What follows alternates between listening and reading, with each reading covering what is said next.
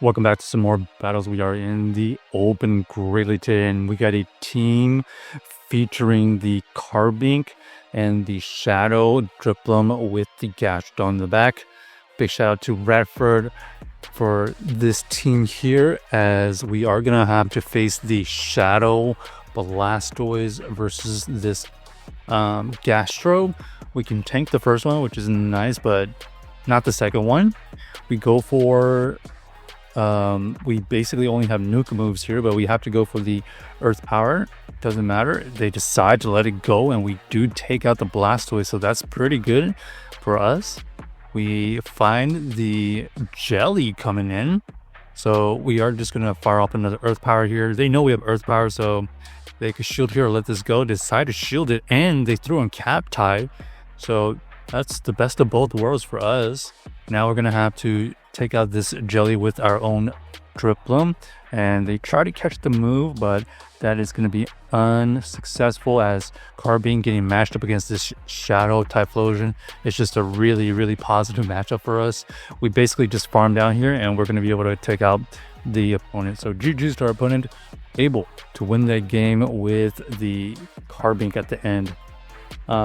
This team is pretty RPS, but there are situations where the Carbink's bulk and just overall attack power sometimes is able to overcome some situations that you might not be used to.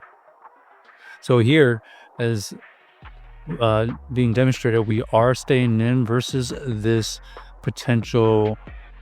Okay, Rock Tomb is thrown, but doesn't matter. We're just going to continue firing off Power Gems, as Power Gems will be neutral. And it does as a chunk, even though we got debuffed, and Carbink's attack is not known to be very high, but for its bulk, we are going to fire off another Power Gem here, and just like that, down goes the Fortress, and now we see the Cradily come in. So Cradily into the Drifblim here is going to be a very situational. We are going to shield the first one, obviously, and then we can fire off our own Icy Wind on timing. This will make these Rock Tombs less effective, but we're going to commit 2 shields into this situation, and we actually force out the last Pokemon, which is the Sableye. The Sableye ends up shielding our Icy Wind, so now they're not permanent, but they are going to be debuffed for the next minute. We are going to tank this move easily now, and luckily our Gastrodon is running only nuke moves, so we don't really have much choice but just to fire off this earth power before. Oh, looks like we get the farm down, because our opponent tries to get the farm down as well. So now we have energy for our earth power to throw back at the throw at the Cradily, and because our Pokemon are still relatively really healthy, especially our Carbink, we are going to be able to win that game. So GG's to our opponent, able to win that game off of a Fortress lead. Okay, one of the worst leads here, as you might imagine. We go into the Drifblim. Let's see if they swap. They do swap into the Moltres, and this is really bad for us, as this Moltres is going to be able to farm us down, maybe? Wow, they actually let that go, actually. Whoa, interesting here. They try to go, they get greedy, they try to farm us down, but we get to another Icy Wind, and we actually get a shield. So that is really nice. Really nice. And now we're just going to soak the... Oh, we actually needed to go to Carbink. The game switched it up on us. We definitely tried to go into Carbink, and now this is not great, as the only win condition here is if they let this go, not knowing we have Water Pulse. Oh, but they actually shielded because they thought it was Earth Power. So we are in big trouble here. We need Carbink to basically get to a move. We know that we can tank one move, but we really need to get rid of this Marowak.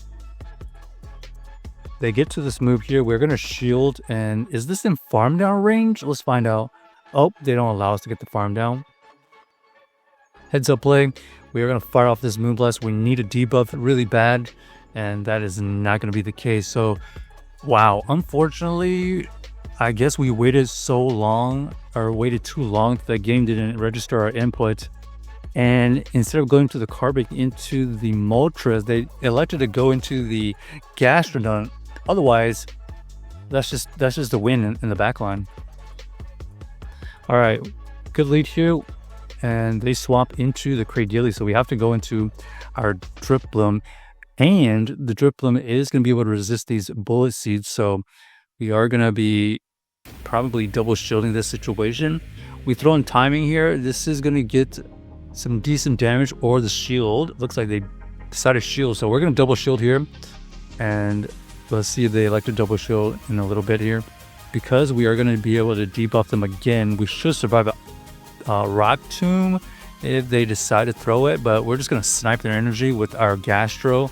And so we go down 2 shields, but we snipe their Cradily, and we get the Cradily out of the way, which is a core breaker. We find the Drifblim throwing Icy Wind. Luckily, we do have neutral Water Pulse here, but it is debuffed, so now they know they cannot survive the next one, but they easily get to another move.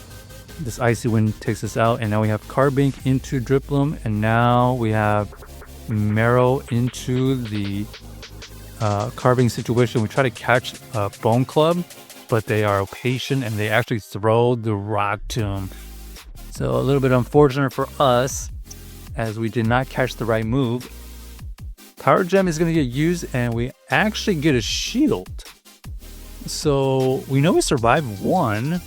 And can we get to another move before they take us out? Nope. Unfortunately, our win condition of potentially catching their move with their Marowak was unsuccessful, and down goes the team. Well, considering